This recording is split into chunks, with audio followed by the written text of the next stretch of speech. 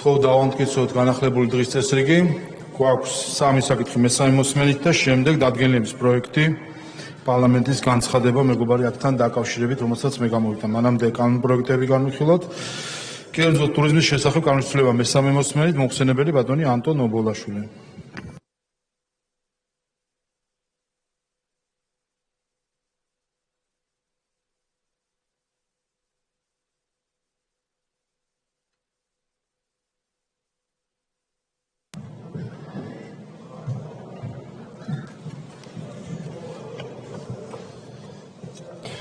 მადლობა, ბატონო თავმჯდომარე. კიდევ ერთხელ მოგესალმებით, კოლეგებო. წარმოგიდგენთ მესამე მოსმენით საქართველოს კანონის პროექტს ტურიზმის შესახებ საქართველოს კანონში ცვლილების შეტანის თაობაზე. კანონ პროექტში ცვლილებები არ განხორციელებულა. მადლობთ. რედაქციული ხასიათის შენიშვნები არ არის, დასმით სიტყვა თუ გსურთ. დიახ, მინდა მადლობა გადაგიხადოთ მხარდაჭერისთვის. ასევე მინდა მადლობა გადაუხადო ეკონომიკის სამინისტროს, ტურიზმის ეროვნულ ადმინისტრაციას და რა თქმა უნდა ჩვენი კომიტეტის აპარატის თანამშრომლებს. მოგეხსენებათ ტურიზმი შეადგენს ჩვენი ეკონომიკის მნიშვნელოვან ნაწილს და შესაბამისად აღნიშნული ცვლილებები აისახება დადებითად, რაც ამაღლებს ტურიზმის სექტორში სტანდარტებს და შესაბამისად გაუმჯობესებს იმ საწოდებელი სერვისების ხარისხს. დიდი მადლობა. მადლობთ, საკითხი განხილულია. შემდეგი კულტურის შესახებ განხილვა მესამე მოსმენით მოხსენებელი კულტურის მინისტრის მოადგილე ბატონი ბექა დავითულია.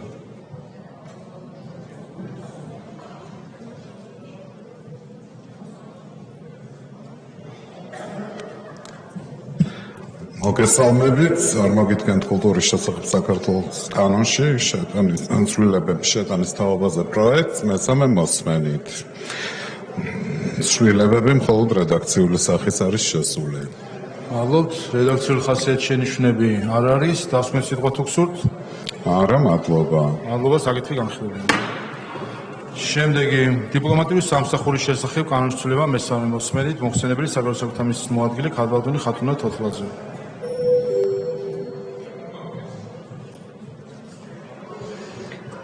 საღამოშვიდობის მესამე მოსმენით წარმოგიდგენთ დიპლომატიური სამსახურის შესახებ საქართველოს კანონის ცვლილების შეტანის თაობაზე საქართველოს კანონის პროექტს. ცვლილებები არ განუცდია, რედაქციული ხასიათის შენიშვნები არის გათვალისწინებული. მადლობთ. რედაქციული ხასიათის შენიშვნები დარბაზიდან არ არის, დასკვნის სიტყვა თუ გსურთ. მადლობა მხარდაჭერისთვის. მადლობთ, საკითხი განხილულია. შემდეგი საკითხი არის დადგენილების პროექტი, რომელსაც მე გამოვიდან ბატონ გიას თხოვ ჩამანაცვლოს ხდომის წაყვანაში.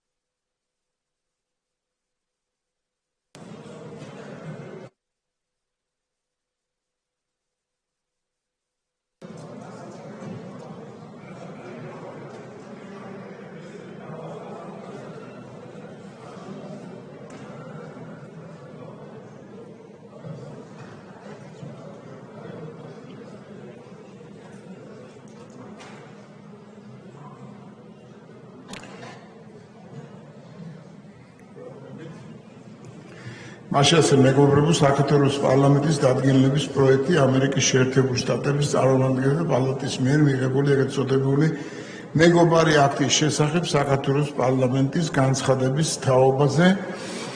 ბატონი შალვა პაპუაშვილი პარლამენტის თავმჯდომარე მოახსენებს ამასთან დაკავშირებით. გთხოვთ ტრიბუნასთან. მადლობა ბატონ თავმჯდომარე, კოლეგებო, კიდევ ერთხელ მოგესალმებით. წარმოგიდგენთ საქართველოს პარლამენტის დადგენილების პროექტს, რომელიც ეხება პარლამენტის მხრიდან საკუთარი პოზიციის და შეფასების დაფიქსირებას სულ რამდენიმე დღის წინ ამერიკის შეერთებული შტატების წარმომადგენელთა პალატის მიერ ეგრეთ წოდებული მეგობარი აქტის მიღებას, აქტის, რომელიც უკვე თვეები არის, რაც ამერიკის შეერთებული შტატების საკანონმდებლო ორგანოში ტრიალებს, ზოგიერთი მისი ინიციატორის მხრიდან ცდილობა არის, რომ რაღაც მუდმივად დღის წესრიგში იყოს საკითხი. აქტი, რომელიც თავისი დასახელებითაც კი აჩვენებს მისი შინაარსის ფარისევლობას, როდესაც სხვა ხალხზე და ამ ხალხის არჩეულ ხელისუფლებაზე თავდასხმა წარმოდგენილია როგორც მეგობრობა. ამიტომ ჩავთვალეთ საჭიროდ რომ ამ აქტთან დაკავშირებით ჩვენი პოზიცია დაგვეფიქსირებინა. ჩვენ ვხედავთ, რომ არის გარკვეული აქტორების მხრიდან მცდელობა, რომ რაღაც ნარატივების მუდმივი გამეორებით ტყუილი აქციონ სიმართლეთ. და ის გამოთქმა, რაც ჩვენ გვაქვს, რომ შეძახილმა ხე გაახმო, იმდენჯერ იძახონ, რომ მერე ვიღაცამ დაიჯეროს ის აბსურდი, რომელიც ამ აქტში არის მოცემული. ამიტომ ნიშნულოვანი არის ყოველ ასეთ სიცრუეზე დროული პასუხი. 21 საუკუნის ერთ-ერთ მთავარ გამოწვევას წარმოადგენს დეზინფორმაცია და დეზინფორმაციული პროპაგანდა მათ შორის, რომლის წინააღმდეგ ჯერჯერობით მხოლოდ ერთი წამალი არის მოგონილი, ეს არის სიმართლე, რომელიც უნდა დაუპირისპირდეს ნებისმიერ ტყუილს. და სწორედ ეს არის ამ აქტის მიზანიც. მინდა მადლობა გადაუხადო როგორც ქართული ოცნების ფრაქციას, ისე ხალხის ძალის პოლიტიკურ ჯგუფს და სოციალისტების პოლიტიკურ ჯგუფს იმ ერთობლივი მუშაობისთვის, რომლითაც ჩვენ დღეს მივიღებთ საქართველოს პარლამენტის სრულ და ერთიან პოზიციას ამ აქტთან დაკავშირებით და ამითი ქართველი ხალხის პოზიცია სრულად დაფიქსირდება ამ საკითხთან დაკავშირებით. მინდა უბრალოდ რამდენიმე საკითხზე წინასწარ ასევე ვისაუბრო ამ ტრიბუნიდან, იმისთვის რომ ხაზი გაუსვათ, თუ სწორედ ვაჩვენოთ, თუ რამდენად გულსატკენია ქართველი ხალხისთვის, როდესაც ჩვენ ქართულ გაგებას მეგობრობისა უპირისპირდება ტერმინოლოგიურად სიტყვები მეგობრობა, რომლის უკანაც სამწუხაროდ მხოლოდ უმადურობა ჩანს. არაერთხელ გვითქვამს, თუ როგორ ხედავთ ჩვენ სტრატეგიულ პარტნიორობას ამერიკის შეერთებულ შტატებთან, როგორ უდექით გვერდში ამერიკელ ხალხს, როდესაც მათ ეს სჭირდებოდათ, როგორ გავყევით და ვიყავით მონაწილე ნატოს კოლგის ქვეშ სამშვიდობო მისიებისა, იმ ნატოსი, რომლის წევრებიც არ ვართ და უკვე წლებია, რომ ღია კარში, ორპირ კარში ვდგავართ, როგორ ცდილობდით, რომ ყოფილიყავით ნატოს წევრებზე კიდევ უფრო მოწადინებული, იმისთვის, რომ ჩვენი პარტნიორებისთვის გვეჩვენებინა წინსწრებით, როგორ გვესმის ჩვენ მეგობრობა ისტორიულად და რა არის ქართული გაგება მეგობრობისა. ავღანეთში ნატოს მისიაში ქართველი ჯარისკაცების გმირობაზე ლეგენდები დადის და თუ მათ შორის ამერიკელ ჯარისკაცებს, რომლებიც იღებდნენ მონაწილეობას ავღანეთის მისიაში, თუ კი მოისმენთ, იქ ყოველთვის არის ისტორიები ქართველი ჯარისკაცების განსაკუთრებული სიმამაცისა და არის ისტორიადაც შემორჩენილი, რომ თუ კი ვინმესთან ერთად უნდა და ამერიკელ ჯარისკაცს წინახაზე წასვლა, ეს იყო ქართველი ჯარისკაცი. და ეს ასეც იყო პრაქტიკაში. ჩვენ ვიყავით წინახაზე, მაშინ როცა ნატოს წევრი ქვეყნების უმეტესობა სიმბოლური რაოდენობით იყო წარმოდგენილი და შტაბის გარეთ არ გადიოდა. ჩვენ ზუსტად იმ შტაბებს ვიცავდით, სადაც შიგნით ნატოს წევრი ქვეყნების წარმომადგენლები იჯდნენ მათ შორის. ავღანეთის მისია ხანგრძლივი მისია იყო, ნატოს მტკიცე მხარდაჭერის მისია, რომელიც 2015-21 წლები იყო. როდესაც ქართული ოცნება იყო ხელისუფლებაში, ზუსტად მაშინ ჩვენმა ხელისუფლებამ განსაკუთრებული წვლილი შეიტანა ამ მისიაში. საქართველო სხვადასხვა როტაციები ხდებოდა, თუმცა საერთო ჯამში საქართველო ყოველთვის იყო არა ერთსულ მოსახლეზე რაოდენობით, არამედ აბსოლუტური რაოდენობით ხუთეულში სამხედრო კონტინგენტის მხრივ. და მინდა მაგალითად მოგიყვან, ყოველთვის ასე იყო, ხანდახან 4-ეულშიც კი შედიოდა. და მაგალითად 2019 წლის მონაცემს რო შევხედოთ, სულ 17,000-იანი კონტინგენტი იყო ავღანეთში, აქედან 8,500 დავამგვარებ რიცხვებს, 8,500 იყო ამერიკის შეერთებული შტატების კონტინგენტი პირველი რაოდენობით, მეორე 1300-იანი კონტინგენტი იყო გერმანია, მესამე იყო გაერთიანებული სამეფო 1100 ჯარისკაცი წარმოდგენილი, მეოთხე იყო იტალია 895 ჯარისკაცი წარმოდგენილი და მეხუთე იყო საქართველო 871 ჯარისკაცი წარმოდგენილი. ჩვენს იქით რიცხვები უკვე 300, 400, 100, 50 არის. ჩვენ ბოლო პერიოდში გვიწევს სამწუხაროდ საუბარი ბალტიის ქვეყნების განსაკუთრებული აგრესიული დამოკიდებულებისა, მათი ხელისუფლების აგრესიული დამოკიდებულებისა ქართველი ხალხის და მისი ხელისუფლების მიმართ. ხედავთ მათ თითქოს მოწადინებულობას იმისა, რომ ომი უნდა გაგრძელდეს, რუსეთი უნდა ბრძოლის ველზე დამარცხდეს, რას ნიშნავს ბრძოლის ველზე ყოფნა სხვადასხვა მტერთან ქართულმა ხალხმა ეს ძალიან კარგად ვიცით. აი რაც შეეხება ლატვიას, ლიტვას და ესტონეთს, გეტყვით რამდენი იყო მათი კონტინგენტი ავღანეთში, მაშინ როდესაც ჩვენ 870 ჯარისკაცით ვიყავით წარმოდგენილი, ლიტვას ყავდა 50, ლატვიას, ესტონეთს 42, ხოლო ლატვიას 40. აი ეს არის რა იყო ჩვენი წვლილი ქვეყნის, რომელსაც არანაირი ქოლგა ნატოსი არ იცავს და რა არის წვლილი იმ სამი ქვეყნისა, რომელიც მყუდროდ არის მოკალათებული ნატოს ბირთვული ქოლგის ქვეშ და დღეს ჩვენსკენ იშვერელი ხელს, რომ ჩვენ უნდა თურმე წავიდეთ ესკალაციაზე რუსეთთან, ისე რომ არავინ არ გვიცავს, მათგან განსხვავებით თითის გატოკებაც კი არ დაჭირდებათ მათ საჰაერო სივრცეში ჩიტი რო აღმოჩნდეს დაუკითხავთ იმასაც მათი ნატოს პარტნიორები მოხსნიან ჰაერშივე. ჩვენ არავინ თავის ხელს არ გადაგვაფარებს და სწორედ აი ეს რო იციან ბალტიის ხელისუფლების წარმომადგენლება და ლატვიის პრეზიდენტი აი ამ ცოდნით თუ არ იცის კიდევ უფრო უარესი ამ ცოდნით რომ გვეუბნებოდა რომ სანქციები დაუწესეთ რუსეთსო, ოღონდ იქვე კითხვას როცა უსაუბრდით კი, მაგრამ ამის საპირწონე იქნება რაიმე უსაფრთხოების გარანტია და ნული გარანტია რო არის, აი ეს რიცხვები აჩვენებს თუ რა არის სინამდვილეში სიმამაცე, თუ რა არის სინამდვილეში თვალის გასწორება იმ რისკების წინაშე, რომელიც შეიძლება ამა თუ იმ ქვეყანას ჰქონდეს. როდესაც კი საქართველოს ჰქონდა ეგზისტენციური საფრთხეები და რისკები, ჩვენ ყველა ამ რისკს და შიშს თვალებში ჩავხედეთ და გავუსწორეთ, სადაც საომარი იყო ვიომეთ და სადაც წინდახედულობა იყო საჭირო, იქ წინდახედულად ვიყავით და არასდროს არ გვიკადრია ზოგიერთი ხელისუფლების, სხვა ქვეყნის ხელისუფლების წარმომადგენლები, სხვა ქვეყნების, სხვა ხალხების ოფლის, სისხლის და ბრძოლის ხარჯზე საკუთარი უსაფრთხოება აგვეწყო. ეს ერთი საკითხი და მათ შორის მინდა ამერიკელი კონგრესმენების გასაგონად ეს უთქვა. საქართველო, ქართველი ხალხი და ქართული ოცნების ხელისუფლება 2015-21 წლების ნატოს მტკიცე მხარდაჭერის მისიაში იყო ხუთეულში, რომელიც გვერდში დაუდგა მაშინ ამერიკის შეერთებულ შტატებსა და მის ხალხს, როდესაც ნატოს წევრი ბევრი ქვეყანა დაემალა თავის პასუხისმგებლობას, რომ წასულიყო საერთაშორისო უსაფრთხოების მიზნებიდან გამომდინარე ბრძოლაში. ეს ერთი საკითხი. მეორე საკითხი, რომელიც ასევე მინდა აქვე წინ წაუმძღვარო, არის საქართველოს დადანაშაულება, ან უფრო სწორედ რაღაც მეურვეობითი პოზიციის გამოხატულება, როგორი ურთიერთობა უნდა ქონდეს მას ამა თუ იმ მეზობელთან, თუ ზოგადად კომიტეტზეც იყო საუბარი საერთაშორისო ურთიერთობებში, საერთოდ გვაქვს თუ არა უფლება, რომ ჩვენი პოზიციები გამოვხატოთ, ან ვიზრუნოთ იმაზე, რომ ქართველი ხალხისთვის სასიკეთო ურთიერთობები ავაწყოთ.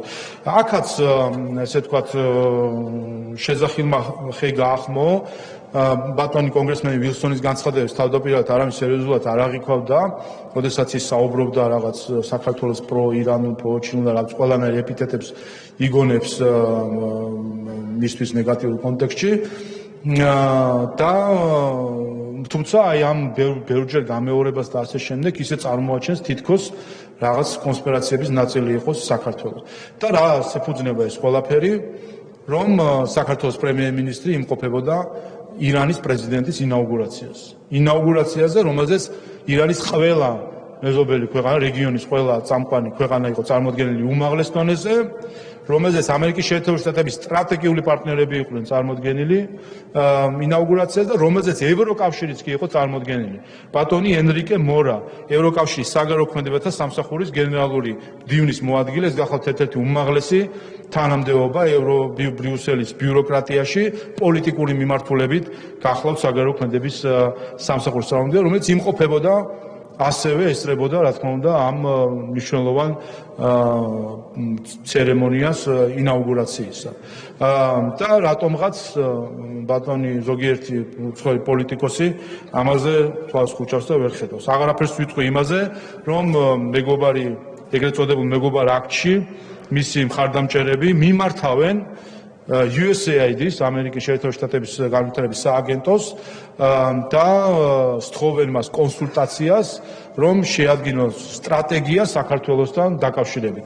USAID-ის, რომელიც ამერიკის შეერთებული შტატების ახალმა ადმინისტრაციამ ამხილა თაღლითობაში, ფულის ხარჯვაში იმ მიზნებისთვის, რომელიც არ შედის ამერიკელი ხალხის ინტერესში და არც ადგილზე მყოფი ადგილობრივი ხალხის ინტერესში, პირდაპირ საკუთარ აღმასრულებელ ბრძანებაში პრეზიდენტმა ტრამპმა, რომლითაც შეუწყვიტა დაფინანსება აი ასეთ ორგანიზაციებს და დაანონსა ეს, თქვა, რომ საგარეო დახმარება გამოიყენებოდა სხვა ქვეყნების დესტაბილიზაციისთვის, სხვა ქვეყნებში ისეთი იდეოლოგიების შეტანაში, რომელიც ჰარმონიულ განვითარებას უშლის ხელს. და აი ამ ორგანიზაციას ეს აქტი, რომელიც არამეგობრულია საქართველოს მიმართ, აღმოჩნდა, რომ არამეგობრულია ეს აქტი, აღმოჩნდა, რომ არის ასევე არამეგობრული ამერიკის შეერთებული შტატების მოქმედი პრეზიდენტის მიმართ, ვინაიდან მის მიერ დახურულად გამოცხადებულ USAID-ის, მისი ადმინისტრაციის მიერ თაღლითად გამოცხადებულ USAID-ის უკვეთავს კონსულტაციას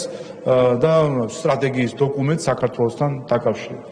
ეს ისე წანამძღვრისთვის და ერთსაც დავამატებ, ვინაიდან ეს აქტის ნაწილიც არის, ეს ყველაფერი იმ ფონზე, როდესაც 2013-12 წლებში საქართველოში მყარად ფესვებ გადგმული ავტორიტარიზმი ძვინვარებდა, რომელსაც თვალს უხუჭავდნენ ყველაფერზე, ტელევიზიების დახურვაზე, წამების სისტემის შექმნაზე, ბიზნესის რეკეტზე, ყველაფერ იმაზე, რასაც დღეს კიდევ ერთხელ ვისმენთ საგამოძიებო კომისიის ფარგლებში, რომელმაც კიდევ ერთხელ გაუხსნა საზოგადოებას ის იარები, რომლის მოშუშებასაც ბოლომდე ვერ შევძელით და რაც და ასევე სააკაშვილის რეჟიმის მსხვერპლებს კვლავ გაუხსნა ის იარები, რომელიც ჯერ კიდევ მოუშუშებელია. მოუშუშებელია იმიტომ, რომ მათ შორის წინა რეჟიმის მფარველების და მისი ასე ვთქვათ მათ მხრიდან, ვინც მათ კოორდინაციას უწევდა და დავალებებს აძლევდა, მათი მფარველობის ქვეშ არის დღესაც და ყოველდღიურად ხედავთ ცდილობას, რომ ჩაერიონ ქართულ მართლმსაჯულებაში, იმისთვის, რომ აარიდონ პასუხისმგებლობა იმ რეჟიმს, რომელმაც ეს უბედურება მოუტანა საქართველოს. ახლა კი თავად დოკუმენტს და ცოტა მოცულობითი დოკუმენტია, თუმცა მნიშვნელოვანია, ვფიქრობ, რომ წავიკითხო და საზოგადოებამაც ეს ტექსტი სრულად მოისმინოს. საქართველოს პარლამენტის დადგენილების პროექტი ამერიკის შეერთებული შტატების წარმომადგენელთა პალატის მიერ მიღებული ეგრეთ წოდებული მეგობარი აქტის შესახებ.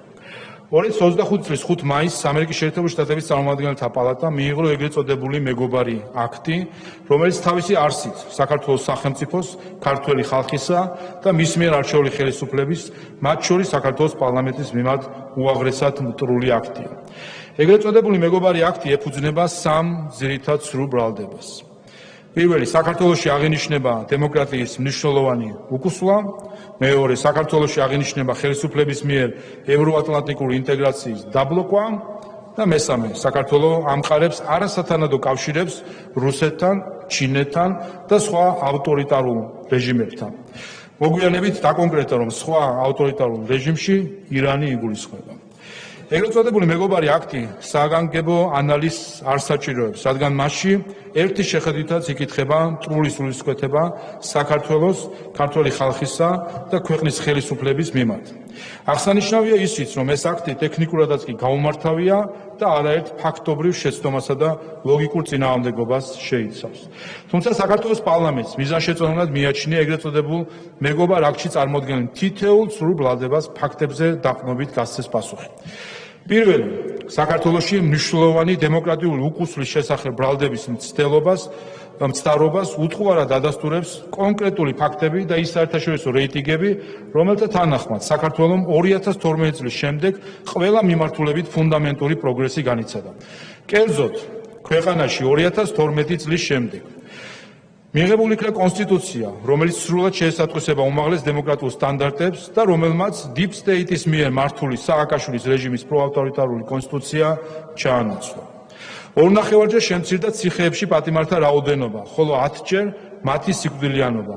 აღიკვეთა ხელისუფლების მიერ პატიმრების წამებისა და მათ მიმართ არაადამიანური მოპყრობის სისტემური პრაქტიკა, რომელიც Deep State-ის მიერ მართული სააკაშვილის რეჟიმის ხელწერის ერთ-ერთი უმთავრესი შტრიხი იყო, რაც ადამიანის უფლებათა ევროპულმა სასამართლომ აღიარა და დაადასტურა. აღიქვეთა ბიზნესის რეკეტის სისტემური პრაქტიკა, რომელსაც Deep State-ის მიერ მართული სააკაშვილის რეჟიმი ავტორიტარული მმართველობის ერთ-ერთ უმთავრეს ინსტრუმენტად იყენებდა. აღსანიშნავია, რომ ფრეიზერის ინსტიტუტის ეკონომიკური თავისუფლების მსოფლიო ინდექსში საქართველოს 25-ე ადგილი უკავია. ჩამოყალიბდა მრავალფეროვანი მედია გარემო უმაღლესი ხარისხის პლურალიზმით. თუ 2012 წლამდე Deep State-ის მიერ მართულ სააკაშვილის რეჟიმს მედია სივრცე პრაქტიკულად სრულად ჰქონდა მონოპოლიზირებული, დღეს საქართველოს შეუძლია მედიის დამოუკიდებლობის თვალსაზრისით ამერიკის შეერთებულ შტატებსა და ევროპის ქვეყნების უდიდეს უმრავლესობას მაგალითი მისცეს. საქართველოს პარლამენტი ყურადღებით უსმენს ამერიკის შეერთებულ შტატების პრეზიდენტის დონალდ ტრამპის განცხადებებს ამერიკულ მედიაში შექმნილ უმძიმესი მდგომარეობის შესახებ და ხედავს, რომ მედიას ევროპის უმეტეს ქვეყანებშიც პრინციპულად Deep State აკონტროლებს და მართავს. ჩამოყალიბდა დამოუკიდებელი სასამართლო სისტემა, რომელიც მანამდე სრულად ექვემდებარებოდა Deep State-ის მიერ მართული სააკაშვილის რეჟიმის პოლიტიკურ კონტროლს. ოპონენტები ვერ ასახელებენ კონკრეტულ სასამართლო საქმეებს, რომლებიც 2012 წლის შემდეგ უსამართლოდ გადაწყდა. უცხოელი თანამდებობის პირების, არასამთავრობო ორგანიზაციების და ოპოზიციური პარტიების მიერ გაკრიტიკებული ყველა სასამართლო გადაწყვეტილება ადამიანის უფლებათა ევროპულმა სასამართლომ სამართლიანად აღიარა. სოფლიო მართლმსაჯულების პროექტის კანონის უზენაესობის ინდექსში საქართველოს რეგიონის ქვეყნებს შორის პირველ ადგილზეა და ევროკავშირის წევრ არაერთ სახელმწიფოს უსწრებს. დემოკრატიის მრავალფეროვნების კვლევის თანახმად, ხელისუფლების ჩარევისგან მართლმსაჯულების თავისუფლების ინდექსში საქართველოს ევროპაში მე-9 ადგილი უკავია. ადამიანის უფლებათა ევროპულ სასამართლოში შეტანილი საჩივრების რაოდენობა 3-ჯერ შემცირდა. ამის საპირისპიროდ ამერიკის შეერთებული შტატების წინა ადმინისტრაციის პირობებში იყო შემთხვევა, როდესაც საქართველოში ამერიკის შეერთებული შტატების საელჩოს წარმომადგენელმა ქართველ მოსამართლეს საქართველოს კონსტიტუციის დარღვევით ღიად მოსთხოვა კონკრეტულ საქმეზე ანგარიში, ხოლო შემდეგ მისთვის მიუღებელი გადაწყვეტილების გამო ამერიკაში ვიზიტი გააუქმა. აღსანიშნავია, რომ მოგვიანებით ადამიანის უფლებათა ევროპულმა სასამართლომ ამ გადაწყვეტილების სამართლიანობაც აღიარა. საქართველოს ძლიერი, გამჭვირვალე და ანგარიშვალდებული სახელმწიფო ინსტიტუტები აქვს. კორუფციის სიმცირის თვალსაზრისით იგი ერთ-ერთი მოწინავე ქვეყანაა. მაგალითად, ღია ბიუჯეტის ინდექსში საქართველოს მსოფლიოს 125 ქვეყანას შორის პირველ ადგილზეა. მსოფლიო ბანკის კორუფციის არარსებობის ინდექსში კი მას მსოფლიოში 29, ხოლო ევროპაში მე-18 ადგილი უკავია. საქართველოში სამართლიანი და დემოკრატიული არჩევნები იმართება. მიუხედავად იმისა, რომ 2020 და 2024 წლებში Deep State საპარლამენტო არჩევნების დელეგიტიმაციის მასშტაბური კამპანია წინასწარ ჰქონდა დაგეგმილი, ორივე არჩევნები იმდენად სამართლიანი იყო, რომ არსებითი დარღვევის ფაქტები და მტკიცებულებები ვერავინ წარმოადგინა. აღსანიშნავია, რომ 2024 წლის არჩევნები ჩატარდა მსოფლიოში მოწინავე ამერიკული კომპანიის მიერ დამონტაჟებული ელექტრონული მთვლელებით, რომელთა აუდიტით შემდგომ ასევე მსოფლიოში მოწინავე ამერიკულმა კომპანიამ განახორციელა და შედეგების უთხოვარობაც დაადასტურა. ამის საპირისპიროდ 2008 წელს სააკაშვილის რეჟიმმა ძალაუფლება არჩევნების ტოტალური გაყალბების შედეგად შეინარჩუნა, რასაც Deep State-მა მწვანე შუქი აუნთო. ყველა ეს ფაქტი უთხოვარად ადასტურებს არამხოლოდ საქართველოს მიერ 2012 წლის შემდეგ განცდილ ფუნდამენტურ დემოკრატიულ პროგრესს, არამედ იმასაც, რომ დღეს ის არის დემოკრატიული ქვეყანა, რომელიც მტკიცედ იცავს სამართლის უზენაესობას და ადამიანის ძირითად უფლებებსა და თავისუფლებებს. მეორე, საქართველოს ევროატლანტიკური ინტეგრაციის დაბლოკვის შესახებ ბრალდების მცდარობას ასევე უთხოვარად ადასტურებს კონკრეტული ფაქტები და მტკიცებულებები. 2017 წელს სწორედ მოქმედმა ხელისუფლებამ შეიტანა საქართველოს კონსტიტუციაში ცვლილება, რომლითაც ევროატლანტიკურ სტრუქტურებში ინტეგრაცია ქვეყნის ხელისუფლების ამოცანად განსაზღვრა, რასაც იმ დროს პარლამენტში წარმოადგენელმა არც ერთმა ოპოზიციურმა პარტიამ მხარი არ დაუჭირა. საქართველოს ყოველთვის გამოხატავდა სრულ მზადყოფნას ევროატლანტიკური ინტეგრაციისთვის, თუმცა ამის საპასუხოდ პარტნიორებისგან თავშეკავებულ პოზიციას იღებდა.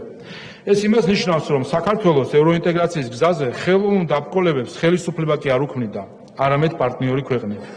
ამგვარი დამოკიდებულების მიუხედავად საქართველომ ევროინტეგრაციის გზაზე ყველა ხელშესახებ შედეგს სწორედ მოქმედი ხელისუფლების პირობებში მიაღწია.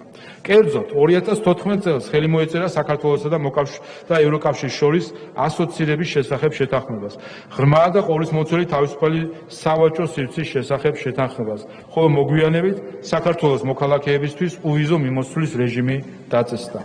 2022 წლის მარტშიც მოქმედმა ხელისუფლებამ შეიტანა განაცხადი საქართველოს ევროკავშირში გაწევრიანებაზე, თუმცა მას და ქართველ ხალხს იმავე წლის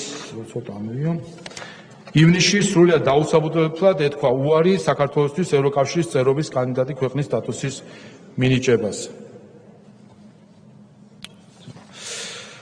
რაც Deep State-ის წარმომადგენლებმა, კერძოდ ამერიკის შეერთებული შტატების საერთაშორისო განვითარების სააგენტოს, დემოკრატიული ეროვნული ფონდისა და სხვა მსგავსი ფონდების მიერ დაფინანსებულ არასამთავრობო ორგანიზაციებმა რევოლუციის მოწყობის მცდელობისთვის გამოიყენეს. ევროპული ბიუროკრატიის უსამართლო მიდგომის მიუხედავად, საქართველომ თავისი ხელისუფლების წყალობით ქართველი ხალხის თანადგომით 2023 წლის დეკემბერში მაინც მოიპოვა ევროკავშირის წევრობის კანდიდატი ქვეყნის სტატუსი, თუმცა უსამართლო მიდგომა 2024 წლიდან ისევ განახლდა. კერძოდ, საქართველოს ხელისუფლების მზადყოფნის მიუხედავად, ევროპულმა ბიუროკრატიამ საქართველოს ევროინტეგრაციის ხელოვნური დაბრკოლება შეუქმნა იმით, რომ ქვეყნის ხელისუფლებასა და ქართველ ხალხს საქართველოს ევროკავშირის გაწევრიანების შესახებ მოლაპარაკებების გახსნაზე უარი უთხრა. საქართველოს დღესაც ცდილობს გაუმკლავდეს ამგვარ უსამართლო მიდგომას, რომელიც მას ევროინტეგრაციის გზაზე ერთადერთ ხელოვნურ ბარიერს უქმნის. რაც შეეხება საქართველოს ნატოში გაწევრებას. როგორც ცნობილია, ამერიკის შეერთებული შტატების ახალ ადმინისტრაციასა და ნატოს უკრაინასა და საქართველოს ნატოში ინტეგრაცია საშუალოვადიან პერსპექტივაშიც არარეალურად მიაჩნიათ. ასეთ პირობებში კი საქართველოს ზედმეტი აქტიურობა ასმოკლებულია. ყოველი ზემოაღნიშნულის გათვალისწინებით ცხადია, რომ საქართველოს ხელისუფლების მიერ ევროატლანტიკური ინტეგრაციის დაბლოკვის შესახებ ბრალდება უსაფუძვლოა. მესამე, ასევე სიცრუეს ეფუძნება ბრალდება საქართველოს მიერ რუსეთთან, ჩინეთსა და ირანთან არასათანადო კავშირების დამყარების შესახებ. იმ ფონზე, როდესაც საქართველოს ტერიტორიის 20% რუსეთის ფედერაციის მიერ არის ოკუპირებული, საქართველოს ამერიკის შეერთებული შტატებისა და ევროპის ქვეყნების უდიდესი უმრავლესობისგან განსხვავებით, რუსეთთან დიპლომატიური ურთიერთობებიც კი არ აქვს. 2012 წლის შემდეგ რუსეთში არც ერთი ქართველი პოლიტიკოსის ვიზიტი არ შემდგარა. საქართველოს სავაჭრო ბრუნვა რუსეთთან ვაჭრობის წილი 12%-ზე ნაკლებია. ამერიკის შეერთებული შტატების, ევროკავშირისა და დიდი ბრიტანეთის საერთო შემფასებელმა მისიამ დაადგინა, რომ საქართველო არ უშვებს მისი ტერიტორიის რუსეთის მიერ სანქციების გვერდის აღლისთვის გამოყენებას. რაც ჯერ კიდევ ამერიკის შეერთებული შტატების წინა ადმინისტრაციის დროს სენატს მოახსენა სახელმწიფოს მოადგილემ ჯეიმს ობრაიანმა. 2022 წლის თებერვლის შემდეგ საქართველოს შეუერთდა 600-ზე მეტ საერთაშორისო აქტს, რომლებიც გამოხატავდა მხარდაჭერას უკრაინის სუვერენიტეტისა და ტერიტორიული მთლიანობის მიმართ და გმობდა რუსეთის სამხედრო აგრესიას უკრაინის წინააღმდეგ. რუსეთის ფედერაციასთან საქართველოზე ბევრად მჭიდრო ურთიერთობები აქვს. საქართველოს ყველა მეზობელ ქვეყანას, აგრეთვე მოლდოვას, რომელიც დსთ-ის წევრად რჩება და რომლის პოლიტიკოსები რუსეთში ვიზიტსაც არ ელიდებიან. ლიეტუვას და ლატვიამ კი რუსეთში იმაზე რამდენჯერმე მედგვინოს ყიდიან, ვიდრე საქართველო, რომელიც ზღვრის წარმოებელი ქვეყანაა. ყველა ეს ფაქტი მოწმობს სიცრუესა და ორმაგ სტანდარტს, რომლებიც საქართველოს წინააღმდეგ არის მიმართული. საქართველოს და ჩინეთს იმ დონის პოლიტიკური და ეკონომიკური ურთიერთობები აქვთ, როგორც ამერიკის შეერთებულ შტატებსა და ჩინეთს შორის არსებობს. საქართველოს პარლამენტი ყურადღებით აკვირდება პრეზიდენტ ტრამპის ოპტიმისტურ განცხადებებს ჩინეთთან თანამშრომლობის გაღრმავების შესახებ. ამ ფონზე სრულიად გაუგებარია ამერიკის შეერთებული შტატების საყვედური საქართველოს მიმართ ჩინეთთან ურთიერთობებთან დაკავშირებით. იგივე ეთქვის საქართველოსა და ირანის ურთიერთობებს, რომლებიც სამწუხაროდ იმ დონისაც კი არ არის, როგორც ირანს რეგიონის სხვა ქვეყნებთან აქვს. აღსანიშნავია, რომ ამერიკის შეერთებულ შტატებში ირანთან დაკავშირებით სპეკულაციების საბაბად იქცა საქართველოს პრემიერ-მინისტრის დასწრება ირანის პრეზიდენტის ინაუგურაციაზე, რომელშიც რეგიონის ყველა სახელმწიფო უმაღლესი წარმომადგენელი მონაწილეობდა. ინაუგურაციას ამერიკის შეერთებულ შტატებთან სტრატეგიული პარტნიორების მქონე სახელმწიფოებისა და ევროკავშირის წარმომადგენლებიც ესწრებოდნენ. თუმცა სამწუხაროდ სპეკულაციების სამიზნე მხოლოდ საქართველოს გახდა, რაც კვლავ უსამართლობასა და ორმაგ სტანდარტზე მიანიშნებს. ყველა ეს სიცრუე და უსამართლობა ადასტურებს, რომ ეგრეთ წოდებული მეგობარი აქტი საქართველოსადმი Deep State-ის უხეში, მტრული დამოკიდებულებით არის ნაკარნახევი. ამერიკის შეერთებული შტატების კონგრესი იმის ნაცვლად, რომ Deep State-ისგან დამოუკიდებლად მოქმედებდეს და ამერიკის შეერთებული შტატების ახალ ადმინისტრაციას წინა ადმინისტრაციის მიერ დაწესებული უსამართლო სანქციების გაუქმებას თხოვდეს, პირიქით მისგან ახალი სანქციების დაწესებასაც კი მოითხოვს. საბედნიეროდ ამგვარ აბსურდულ გადაწყვეტილებებზე ქართულ ხალხს ადეკვატური რეაქცია აქვს. უკვე დიდი ხანია ქართული საზოგადოება სრულიად არასერიოზულად აღიქვამს ევროპარლამენტს, რომელმაც 2022 წლიდან ქვეყნის წინააღმდეგ 6 მტრული რეზოლუცია დაამტკიცა. სამწუხაროდ ასეთივე რეპუტაციულ ზიანს აყენებს საკუთარ თავს ამერიკის შეერთებული შტატების კონგრესი.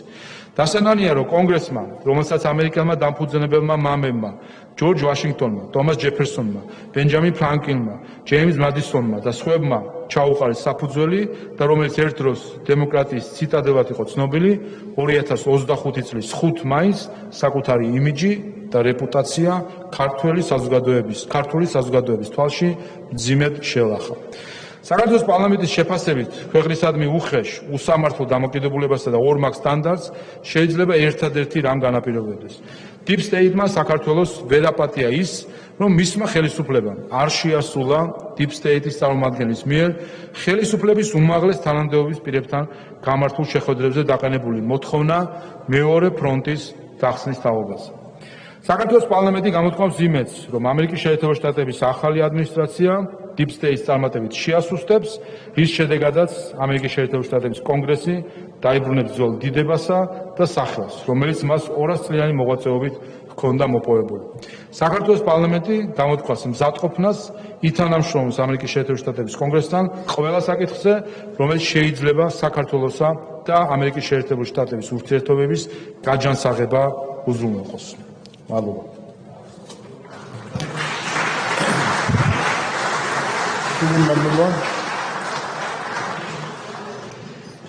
როგორც მოგეხსენებათ, პირველი მოსმენის რეჟიმში მუშაობდა, თუ არის შეკითხვები ამ რეზოლუციის პროექტთან დაკავშირებით. გამოსვლის მსურველები თუ არიან ოპოზიციიდან, ბატონო სოზა, თქვენ კითხვა გაქვთ თუ გამოსვლის სურვილი? კი ბატონო, გისმენთ. დიდი მადლობა ბატონო შალვა. ეხლა ბევრი კითხვები ვერ მექნება, იმიტომ რომ ნამუშევარი გვაქვს ერთად ტექსტზე, მაგრამ საერთო ინიციატივაა, მაგრამ უბრალოდ ეხლა მაინც რო ვისმენდი კიდევ ერთი ფრაზა მოხდა. შეიძლება ძალიან ტექნიკურია, მაგრამ წერია რომ 2012 წლის შემდეგ არც ერთი პარლამენტის არც ერთი წევრი არ არის ნამყოფი რუსეთში. არც ერთი პოლიტიკოსი.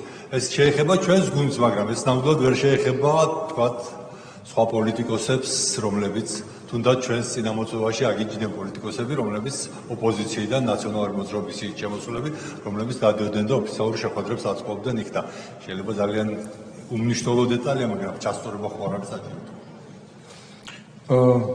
მცირედება არის, რომ ხელისუფლების წარმომადგენელი იყოს ნახსენები? აქ ზოგადად იგულისხმება, ვინაიდან მათ შორის პარალელია გავლებული მოლდოვასთან, იქაც პოლიტიკოსები წერია, რომელიც პოლიტიკოსებიც არის დიდებიან რუსეთში ვიზიტებს და ვთქვათ, ტერმინოლოგიური პარალელისთვის არის ორივეგან ერთი ტერმინი გამოყენებული. თორე რა თქმა უნდა თავისუფლად გეთანხმებით. ბატონი ვლადიმერ კახაძე. ჯერ რო წავიკითხე, ისეთი ემოცია დამეუფლა, რომ ქვეყნის ისტორიაში ყველა ღირსეული ხელმძღვანელი დას დაუკრავდა ამ მიმართას ისტორიულად. იმიტომ რომ ის გამოვლილი გზა, რომელიც ამ სასწაულ ქვეყანას, რომლის მკვიდრები ჩვენ ვარ და ამ მონაკვეთში მოგვიწია მისი ბედის გადაწყვეტაში ჩვენი წვლილი გაგვეღო, იამაღებდა ამ გადაწყვეტილებით. ერთი თხოვნა მაქვს შენიშვნის სახით, თუ შესაძლებელია ტექსტში. რო აღვნიშნოთ, რომ საქართველოს ოპოზიციურ თავს დღესაც რუსული ფული კვებავს. ეს არ არის ახსენები. დღესაც შემოდის რუსული ფული ოპოზიციურ თაზე, რომელიც საქართველოს სტაბილურობას საფრთხეს უქმნის. და ეს უნდა იყოს კიდევ ერთხელ მითითებული, მე ვფიქრობ ამას. დიდი მადლობა. დიდი მადლობა. გთხოვთ. კი ბატონო, რაც შეეხება ოპოზიციაზე, ამ ხრივ ჩვენ თვითონ ამ აქტის მთავარი მიზანი არის პასუხი, უბრალოდ ამ განცხადების მთავარი მიზანი არის ეგრეთ წოდებული მეგობარი აქცია პასუხი, შესაბამისი არგუმენტებით და შეფასება იმ მტრული აქტისა და ნაბიჯისა, რომელიც სამწუხაროდ მეგობარი აქტის სახით არის. ამიტომ რა თქმა უნდა, საკითხი ბევრია, რომელიც შეიძლება იყოს ნახსენები ამ ხრივ, თუმცა აქ ნაკლებად იქნებოდა ამისი ადგილი. ერთი საკითხი საჩვენსაც მინდა ასევე გითხრათ, მე წეღან ასე ვთქვათ, გადაფურცვისას ტექნიკურად ერთი ფურცელი გამოვტოვე, მეხუთე გვერდი ამ განცხადებისა, რომელიც და ამასაც დაგიკითხავთ, ვინაიდან ოქმისთვისაც მნიშვნელოვანი არის, რომ ტექსტი სულად იყოს გაჟღერებული, რომელიც პირველ სტრუქტურულად პირველ საკითხს დემოკრატიულ უკუსვას შეეხება და ამ გვერდსაც ჩავიკითხოთ თქვენი ნებართვით. სამოქალაქო თავისუფლების კუთხით არსებული 11 წლიანი პროგრესით საქართველოს მსოფლიოში მე-9 ადგილი უკავია. ქვეყანაში მშვიდობიანი შეკრების უფლება უმაღლესი სტანდარტების შესაბამისად არის უზრუნველყოფილი. 2024 წლის ნოემბერსა და დეკემბერში ხელისუფლებამ კონსტიტუციური წყობილების დამხობის 5 დღიანი უკიდურესად ძალადობრივი მცდელობა ისე აღკვეთა, რომ შეკრების დაშლისას მათი არც ერთი მონაწილის ჯანმრთელობის გრძელვადიანი კვალი არ დარჩენია. დამჩნევია. მოძალადეთა ქმედების შედეგად კი ერთმა პოლიციელმა ცალ-თვალში მხედველობა დაკარგა. 150 დღეზე მეტია ადამიანთა ძალზე მცირერიცხოვანი ჯგუფი იკრიბება და ყოველდღიურად კეტავს თბილისის ცენტრალურ გამზირს, თუმცა ამ პროცესში სამართალდამცავი ორგანოები არ ერევიან. ისტორიულად შეკრების ამგვარი თავისუფლების პრეცედენტი სავარაუდოდ არც ერთ ქვეყანაში არ ყოფილა. საქართველოში დემოკრატიისთვის ძირის გამოთხრას Deep State და მისი ინსტიტუტები ცდილობენ. აღსანიშნავია, რომ 2023-24 წლებში ქვეყანაში დემოკრატიაზე თავდასხმის მთავარი ხაზი უკავშირდებოდა საქართველოს პარლამენტის მიერ მიღებულ კანონებს, რომლებიც ამერიკის შეერთებული შტატების საერთაშორისო განვითარების სააგენტოს, დემოკრატიის ეროვნული ფონდის და სხვა მსგავსი ფონდების დაფინანსების გამჭვირვალობასა და LGBT პროპაგანდის შეზღუდვას ითვალისწინებდა. ამასთანავე 2020 წლიდან დღემდე Deep State ცდილობს ხელისუფლებაში დააბრუნოს პოლიტიკური ძალა, რომელიც პრეზიდენტ ტრამპის უშვერი სიტყვებით ლანძღვით გამოირჩეოდა, ისი ვიდეო მტკიცებულებებიც საჯარო წყაროებში მრავლად მოიპოვება. ეს ჩანართიც მინდა რომ წამიკითხო. დიდი მადლობა. საკითხის მნიშვნელობიდან გამომდინარე, ვფიქრობ, რომ მცირედი დარღვევა რეგლამენტის შეიძლება, მაგრამ გთხოვთ ყველას, თუ კითხვები გაქვთ, ეხლავე დაარეგისტრიროთ თქვენი თავი მონიტორზე, ახლა დავაგროვოთ კითხვები და შემდეგ პასუხის გასცემს მოხსენებელი ბატონი ირაკლი ქადაგიშვილი. დიახ, რა თქმა უნდა, ვეთანხმებით ამ წერილის და უკაცრავად ამ განცხადების სულისკვეთებას. ერთი ესეთი შენიშვნა აქვს, თუ შეიძლება რომ გავითვალისწინოთ. სამწუხაროდ ასეთივე რეპუტაციულ ზიანს აკეთებს საკუთარ თავს ამერიკის შეერთებული შტატების კონგრესი. დასანანია, რომ კონგრესმა, რომელსაც ამერიკელმა და ამფუძნებელმა მამებმა და ჩამოთვლილი აღარ ჩამოთვლი, ჩაუყარეს საფუძველი და რომელიც ერთ დროს დემოკრატიის ციტადელად იყო ცნობილი. ცოტა ერთ დროს ნიშნავს, რომ უკვე დიდი ხანია აღარ არის. ეს ხო არ ჯობია ეს ერთ დროს უფრო სხვანაირი ტერმინით შევცვალოთ, რომელიც დემოკრატიის ციტადელად იყო ცნობილი 2025 წლის 5 მაისის ამ გადაწყვეტილებით საკუთარი იმიჯი დააზიანა. ერთ დროს ნიშნავს, რომ უკვე დიდი ხნის ისტორია აქვს ამ კონგრესის ამ მდგომარეობას და ხო რა ვიცი, ესეთი წინადადება მექნება მე. პირიქით მე მგონი ერთდროს გულისხმობს, რომ ხანგრძლივად იყო ცნობილი და ახლა ამ აქტით და სულად ეს არის ამ წინადადების არსი, ამ აქტით რეპუტაციული იმიჯს, რეპუტაციული ზიანი მიადგა ქართული საზოგადოების თვალში. რედაქციულად მე მგონი ამას გულისხმობს.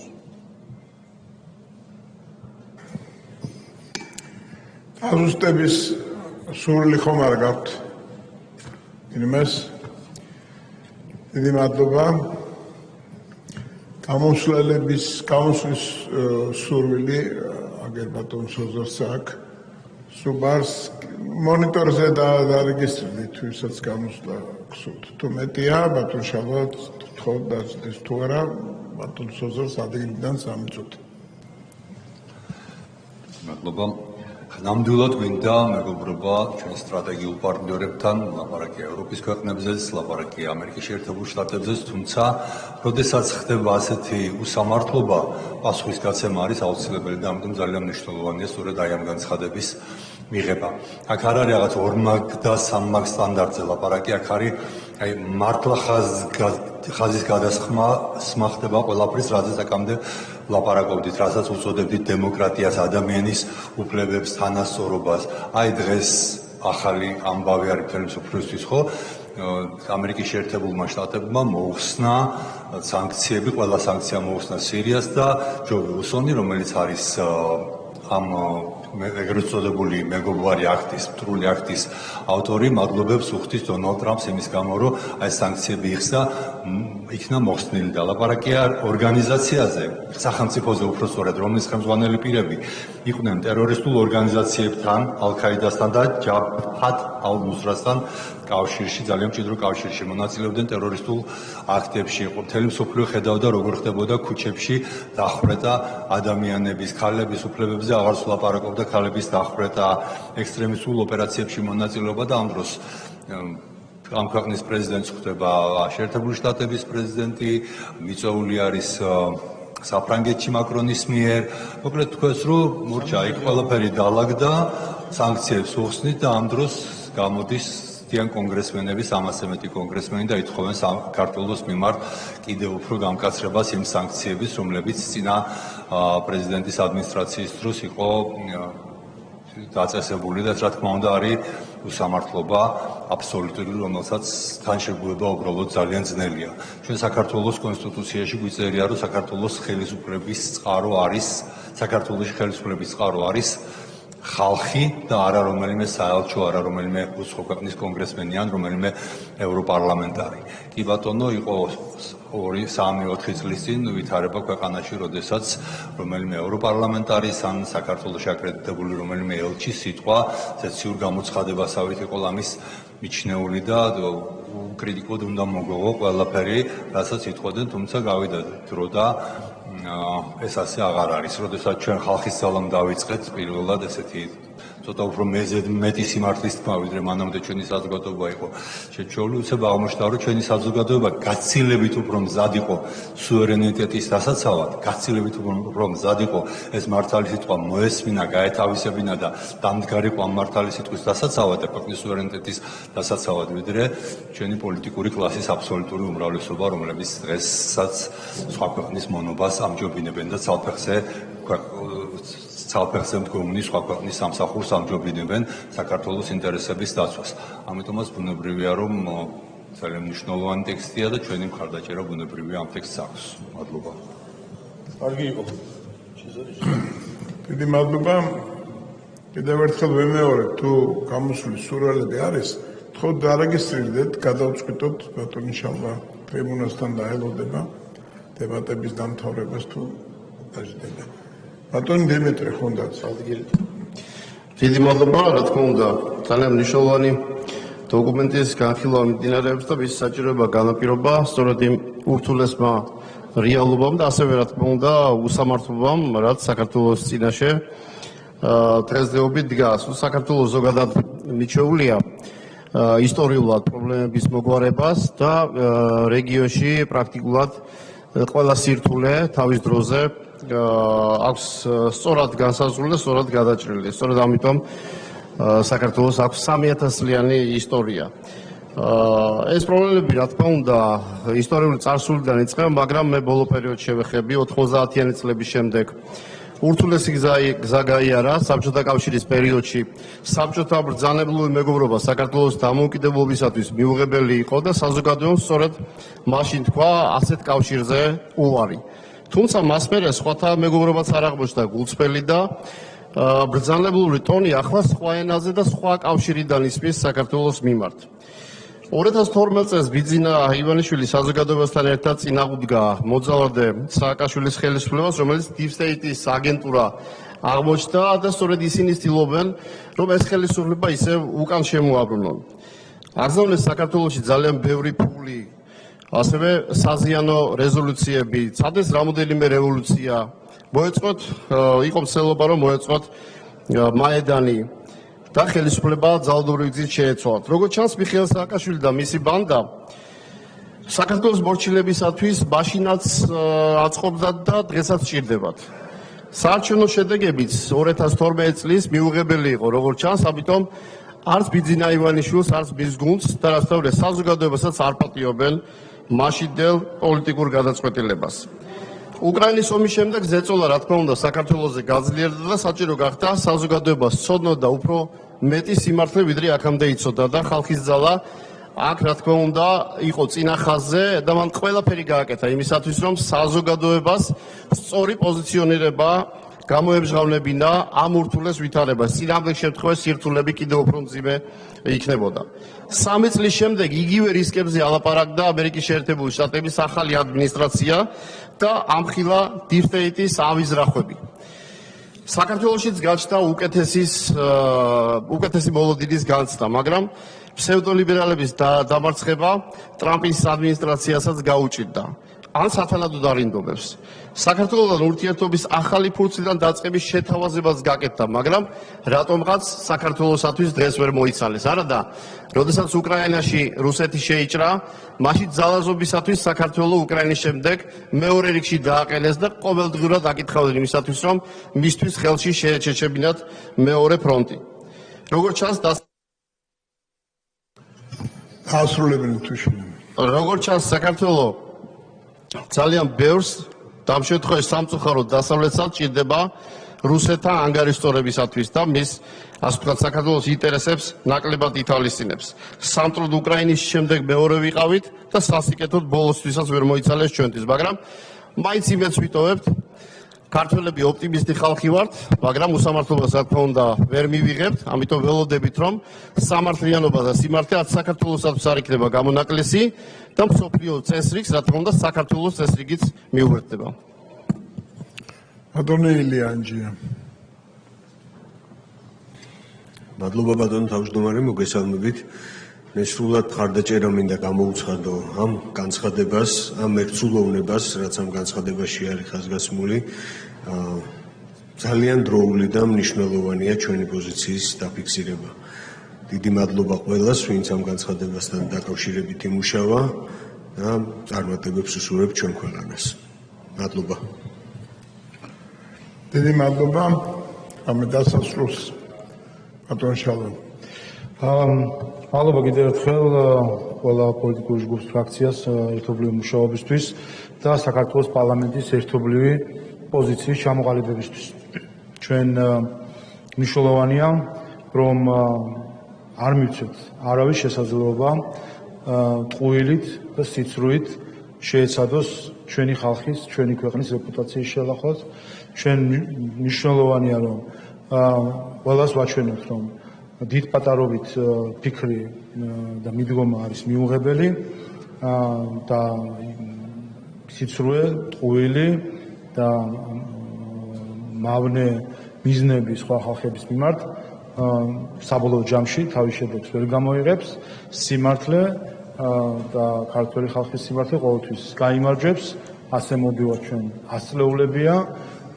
ბევრი რამე ტრიალებდა ჩვენს გარშემო, მაგრამ ქართულმა ხალხმა თავისი სიმართლეთ თავისთავი გაიტანა და დღეს 21 საუკუნეში როგორც ერთ-ერთი უძველესი გავართ აქ, იმიტომ რომ ყოველთვის ვიდექით სწორ მხარეს და ყოველთვის ვიდექით სიმართლის მხარეს. ასე რომ ჩვენ სიმართლეს ჩვენ ყოველთვის გავიტანთ. დიდი მადლობა.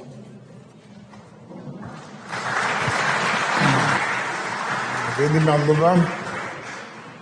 მოემზადოთ განჯის ხვისთვის.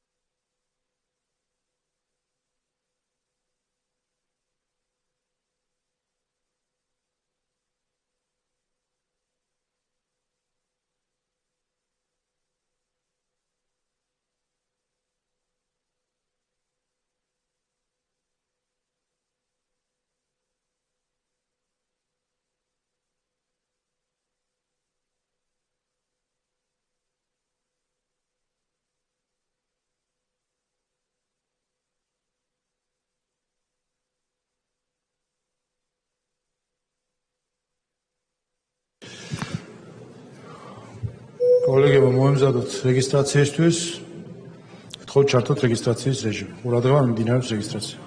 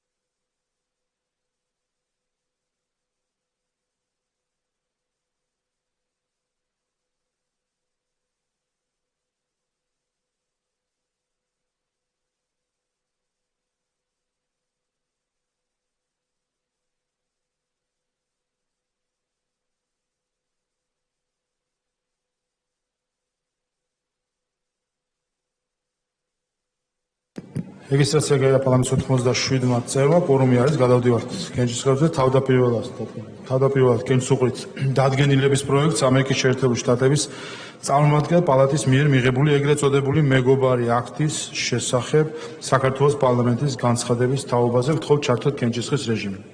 ყურადღება მიმდინარეობს კენჭისყრა საქართველოს პარლამენტის განცხადებაზე.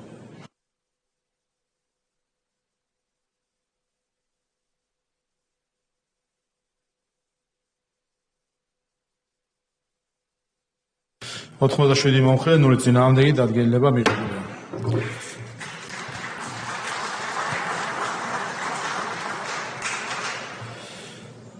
შემდეგ ტურიზმის შესახებ კანონში ცვლილება მესამე მოსმენით გთხოვთ ჩართოთ კენჭისყრის რეჟიმი.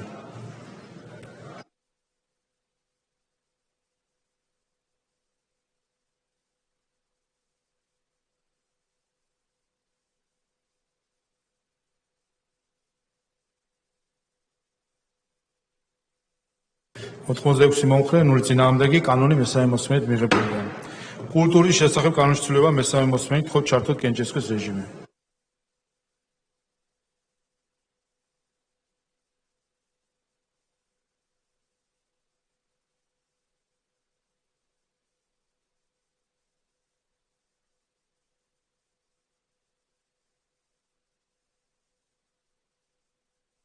ოთხმოცდაშვიდი მომხრე, 0 წინააღმდეგი კანონი მესამე მოსმენით მიღებულია. დიპლომატიური სამსახურის შესახებ კანონში ცვლილება მესამე მოსმენით გთხოვთ ჩართოთ კენჭისყრის რეჟიმი.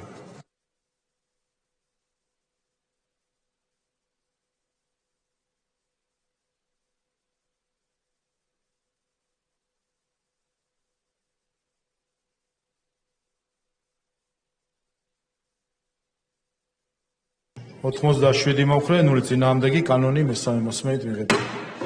კოლეგებო, ამით ამოვწურეთ ჩვენ მიმდინარე პლენარული ცნობების კვირის დღის წესრიგი. შემდეგ დღეებში პლენარული ცნობები არ იქნება, მომავალი კვირა არის კომიტეტების ცნობებისთვის. ბიუროსთან დაკავშირებით, ბიუროს წევრებს მოგვიანებით გაცნობებთ, რომელთაც გვექნება შემდეგი ბიუროს ცნობა. დღევანდელი ცნობა დასრულდა.